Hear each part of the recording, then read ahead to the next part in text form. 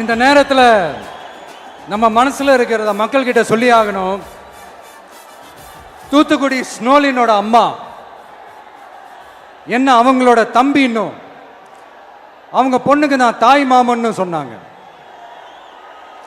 அந்த அக்காவோட குழந்தைக்கு மட்டும் இல்லைங்க, என்ன அண்ணனா தம்பியா நினைக்கிற தமிழ்நாட்டில் இருக்கிற என்னோட எல்லா சகோதரிகளின் குழந்தைகளுக்கும் நான் இன்னைக்கு மட்டும் இல்ல, என்னைக்குமே ஒரு தாய் மாமனா தான் இருப்பேன். நீங்க எல்லாரும் என்னுடைய ரத்த உறவு, கூட பிறந்த பொறுப்பு. என் வீட்டு ரேஷன் கார்டுல வேணா உங்க பேர் இல்லாம இருக்கலாம், உங்க வீட்டு ரேஷன் கார்டுல வேணா என் பேர் இல்லாம இருக்கலாம். ஆனா நாம் எல்லாரும் ஒண்ணுதான், உறவுதான். நமக்கு இடையே எந்த அரசியலும் உள்ள நுழையவே முடியாது. என்கிட்ட இருந்து உங்களையும், உங்ககிட்ட இருந்து என்னையும் எந்த சக்தியாலும் பிரிக்கவே முடியாது.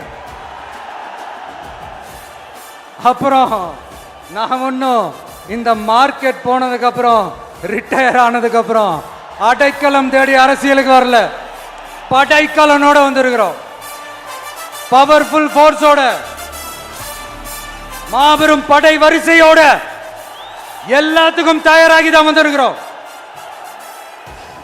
இவ்வளவு தயாரா நாம அரசியலுக்கு வர்றதுக்கு ரொம்ப ரொம்ப முக்கிய காரணம் ஒண்ணு இருக்கு. அது என்ன தெரியுமா?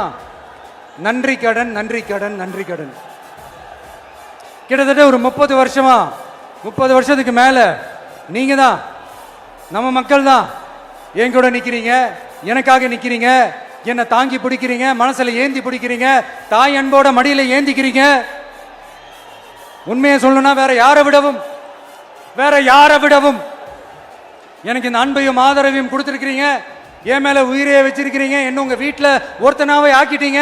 நீங்க எனக்கு கடவுள் கொடுத்த வரம்.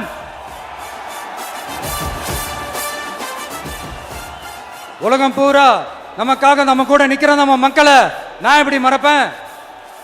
நான் என் லைஃப்ல ரொம்ப உயிரா நினைக்கிறது பெண்களை, குழந்தைங்களை, இளைஞர்களை, உழைக்கிற மக்களை தான். இவங்க தான் நம்மளோட வகைரா. இதை பார்த்துதான் நம்மளோட எதிரிகளுக்கு பத்தி எரியுது. அதுக்காக நாம் என்ன செய்ய முடியும்? அதனால நம்ம உறவுகளை, சொந்தத்தை, வகைராவை யாருக்காகவும் எதுக்காகவும் விட்டு கொடுக்க முடியாது இல்லையா? Here at this moment among this August gathering, I want to open my heart and say I enjoy people,